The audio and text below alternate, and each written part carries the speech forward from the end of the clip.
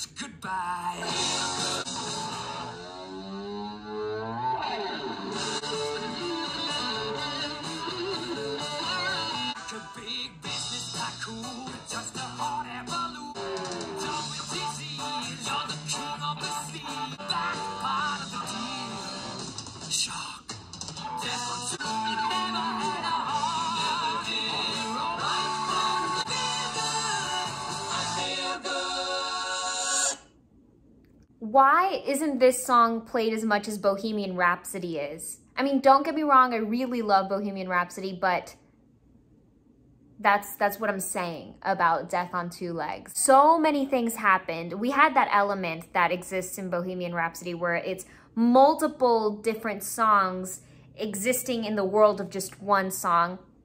Even before the vocal came in, it felt like we had a tour of songs. It felt like we went from song 1 to song 2 to song 3, then 3A, and then 3B, and it just kept expanding and growing. I loved how we started off with that virtuoso piano and the way that the piano kind of provided accompaniment for itself. Like it split into 2 factions where it felt like the accompaniment and the melodic line, like it was also the line that we were following and the line that we were taking comfort to, and then the electric guitar, and Freddie Mercury's voice is a force all in itself. It is a musical instrument, much like Paul. He has that control, that dominion over his voice where he can toy with it. He can change and manipulate the timbre, the tone, the sound, the mood, the attitude. He can add just little twists. You can tell that maybe he manipulated the placement of his mouth. He moved his jaw slightly forward and it changed the sound ever so slightly. He's able to really access a sweet part of his tone, but then he's able to like whip out this really, really dark place where he gives us these passionate belts that always sound so smooth and easy. Even when it's a hard hit, it never sounds strained, it never sounds forced, it never sounds like he's out of his comfort zone. It just feels like his comfort zone is every key that exists. So we also have the music fading into view on this piano. It's so soft and so distant, but then bam, it crescendos, it becomes clearer, it centers on into our focus.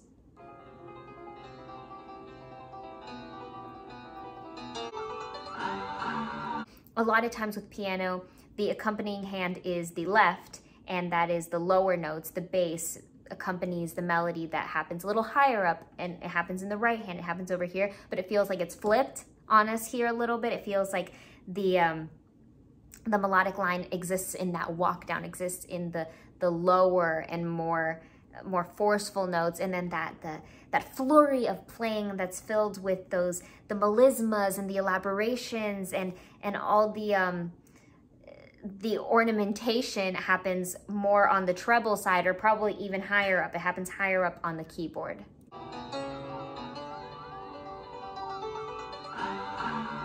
And here we have one of our first harsh transitions where it's just such a stark contrast.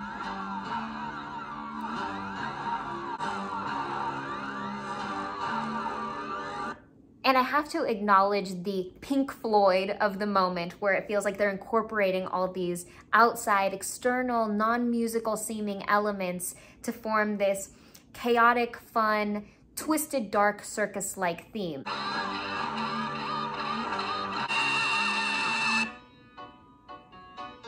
We made it into song 3, and they're pulling back the piano back out, but this time it's not legato and smooth and, you know, every moment filled with a new note. Now it's short, staccato, detached, and there are spaces, there are breaths, and there are rests. So there are moments of suspension.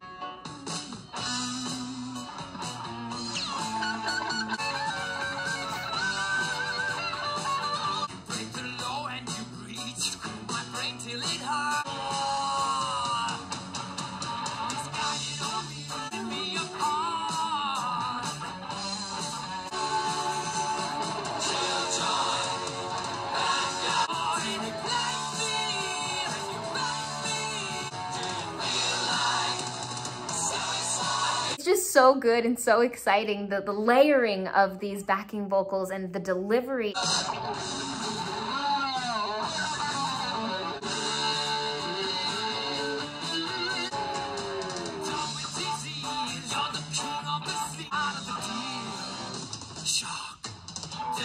It's really cool to get to narrow in on those drums because they really do play this very vital force in the song. Just love how Freddie was able to manipulate his voice right there on Shark, and he gave us that perfect breathy, raspy, chorless tone that gave it that attitude that he needed to present for that moment.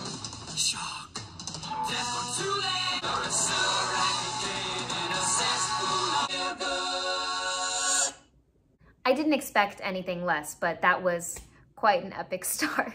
At number 2, we've got Lazing on a Sunday afternoon.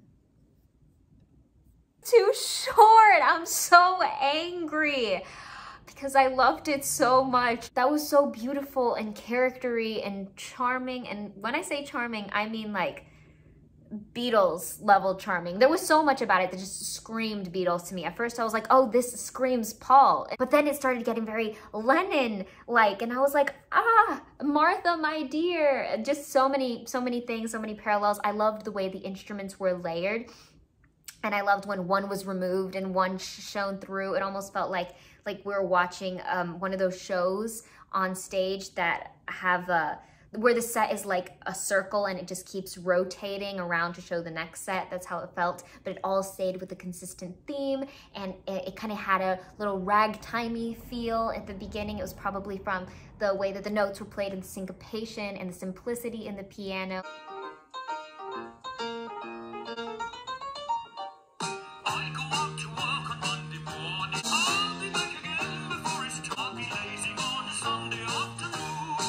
So So far we have this great balance between the major and the minor. Every time we flip one to the next, it's this like really, really satisfying transition. It's just like we're sinking into the new note. I love how they piggyback off of the new and the interesting chord and the movement of the 7th to then reach for this new section, and it has a little bit of a new character. It has a more legato, elegant presence, and we have a new sort of filter over the voice.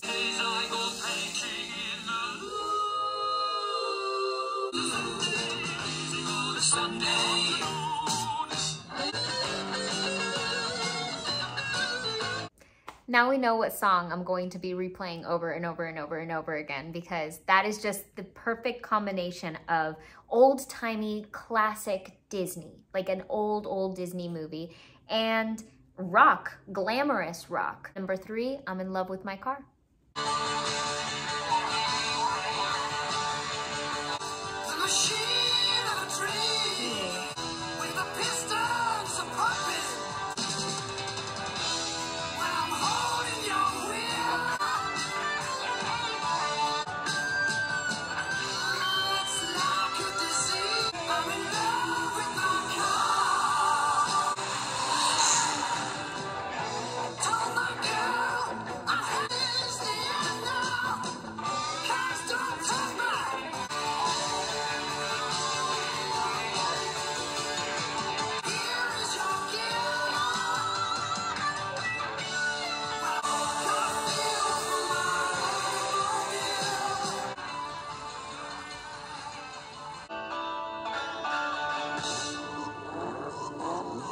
I realized Queen has a great sense of humor, because that was such a serious, passionate, power love ballad to a car.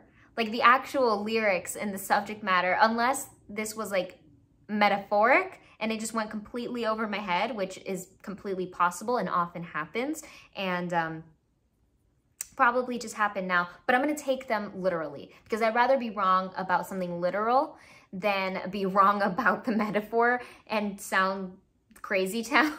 So I'm just gonna go ahead and say that this was great. And I think they made it very relatable, because I guess the target audience that time is in love with their car, and there is a big feeling about that. I mean, the first time I got my car, that was such an epic moment. I was like, so explosive, like the beginning of the song, like the intro, which seemed much more hyper. It seemed like a faster pace, a little bit of a faster tempo and beat going on. And then when the vocal came in, it was stretched out, beautiful, just such a beautiful instrumental line that was taken down in the bass. And then the vocal that was chosen, the vocalist wasn't Freddie Mercury. It was more of those made for rock voices, one of those stereotypical classical rock voices that has that perfect amount of like the grittiness.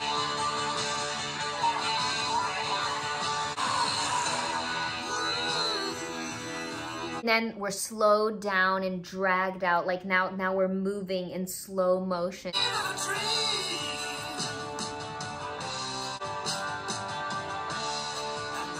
And I love the intensity and the passion behind the drumming.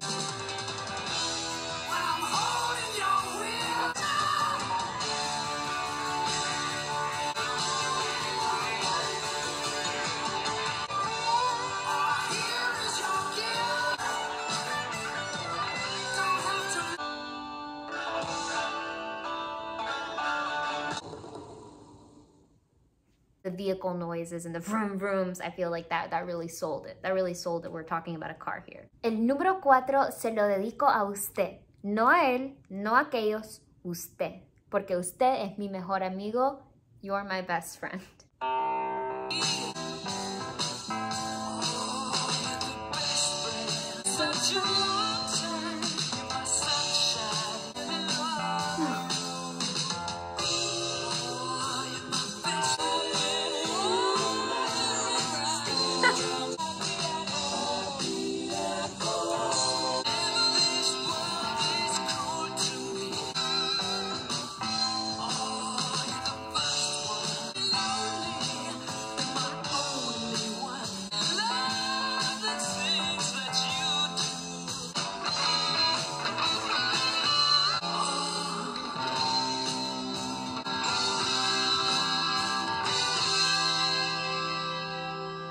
feels like they trapped a supernova in a box and they produced it as music. I love playing the game of making a playlist. So far I only have one other song on our You're My Best Friend playlist, and it's I Get By With a Little Help From My Friends. I feel like there's a big Beatles connection happening with this album here. Maybe that's why it's so good. The big sunshine element from this song is all the major that's happening. I think it's so wonderful, and I'm normally not really too weak for songs that are surrounded with lots and lots of major thrown at our face, but they just have the perfect incorporation of the times where the notes are pushed a little bit upwards and the movement is kind of pushing the envelope with a seventh in there, just enough so that it really allows us to hold on to those resolution moments. And then that ending, we had like 2 or 3 false endings where we had like those like ending cadences that just kind of repeated until it resolved at the end. That was so nice.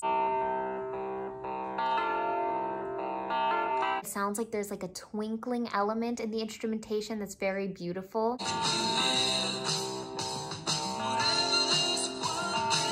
And down in the bass, it feels like we had a little moment of running up, do do do do do, and then running back down, do do do do. It was really cool. I like.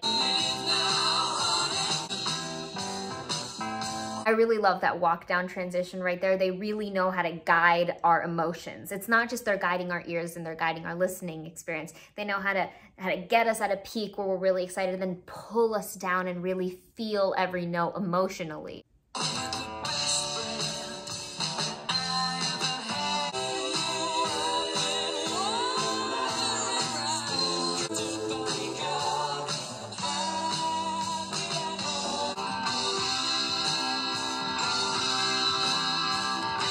There at the end, we can hear that shining, twinkling instrumental aspect come back into play, back into view. And all the electric moments in the song, the electric piano, that was a nice touch. Everything about this song is a nice touch. Touches me in the heart. At number 5, we've got apostrophe 39.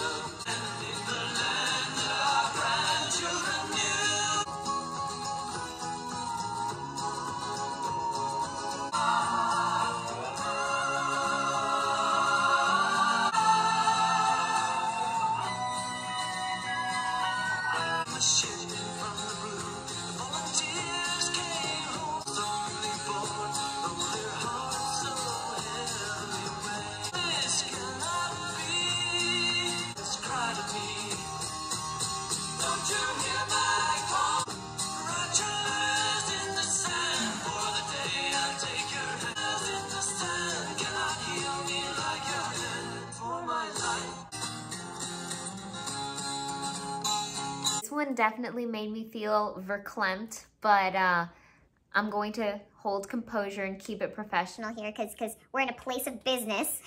They did an extraordinary job of dealing with these contrasting elements. Like we had moments of pure dissonance and clashing pitches that just didn't gel, and then sweet resolves that made everything feel like the world was perfectly aligned. A completely new voice.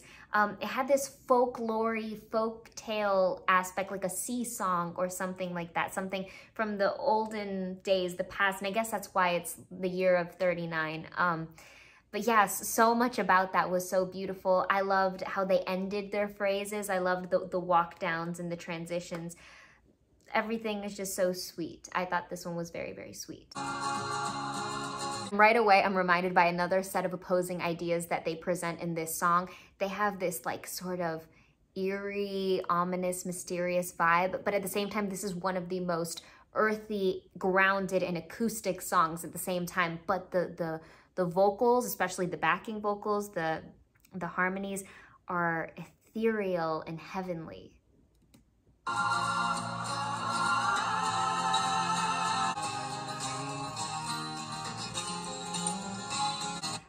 but it also sounds so guitar-y. The guitar presence in this song is so special and so important for the delivery of this song.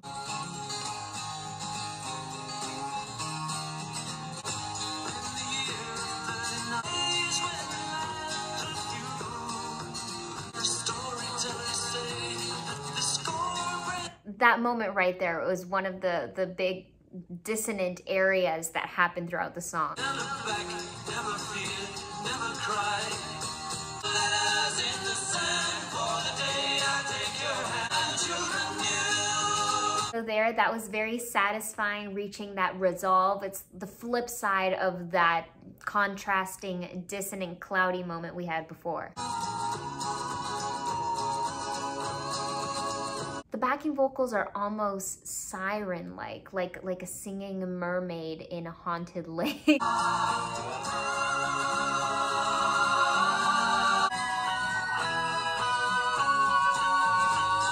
Then I love how the guitars there mimic the vocals, because a lot of times we'll see the vocals mimic the instrumentation, so it's really cool to see that flipped on its head.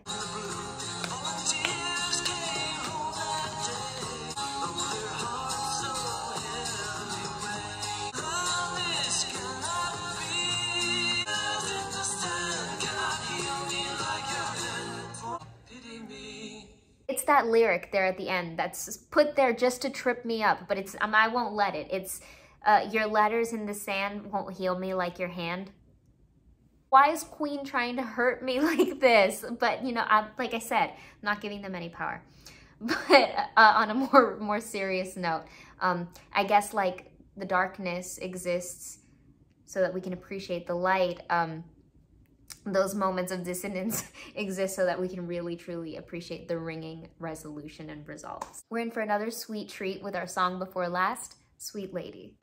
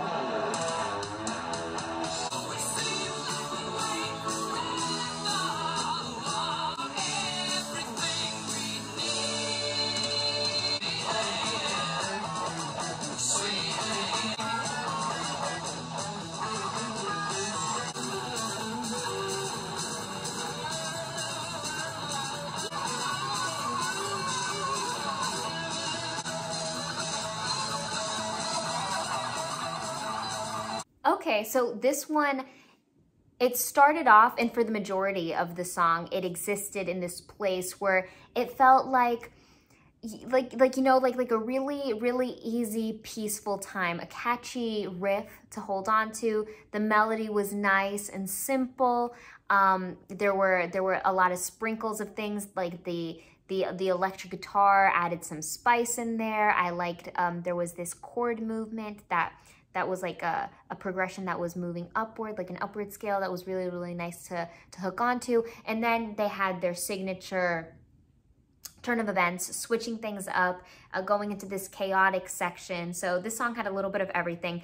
But in terms of that more chaotic, wild section, I feel like this one didn't quite fit as puzzle-like as it normally does with the Queen piece. Normally we have this array of songs that sometimes are just so clashing and contrasting that you would have never thought of putting them together. But the fact that they were put together is this beyond genius, brilliance, masterpiece, beautiful chef's kiss moment. But with this one, I feel like there was a sort of awkwardness where it felt like maybe that tail end part wasn't the most necessary to carry out this song.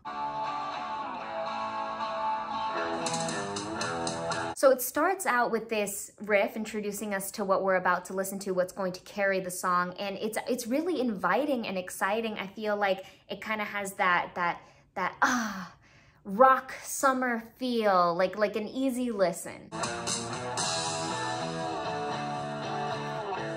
And then you can hear that humming bass come into play, and it's adding another nice texture, a little flavor.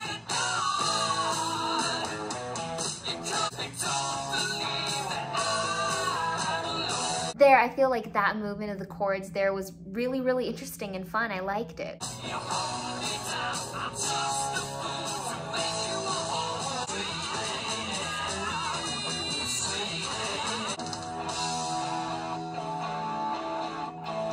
Even here up to this point, they're already introducing us into this chaos, but I feel like it was a contained chaos that made sense for the song. Like, so far, everything is spot on. Everything's really, really great at this point.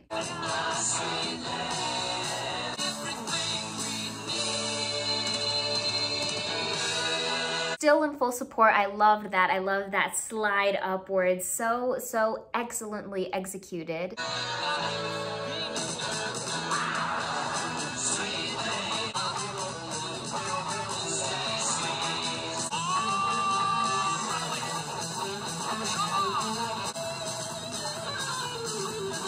So I guess it's not as bad as I remember it, but it definitely feels like the song has already ended and this is just some filler moments. I don't know why, it just kind of feels like that to me.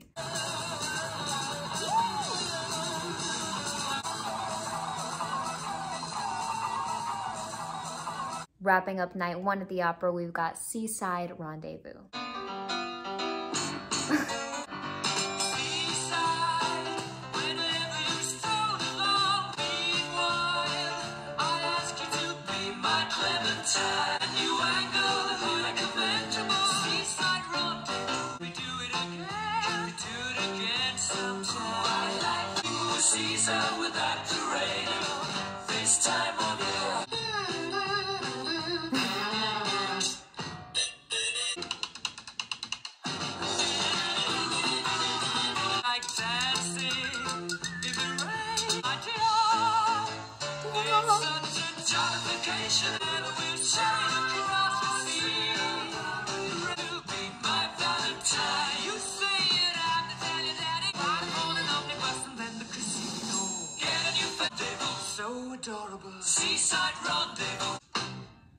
I loved that. That was so cute and quaint, and I'm gonna use two words that I feel are way overused, especially on the internet, especially on YouTube.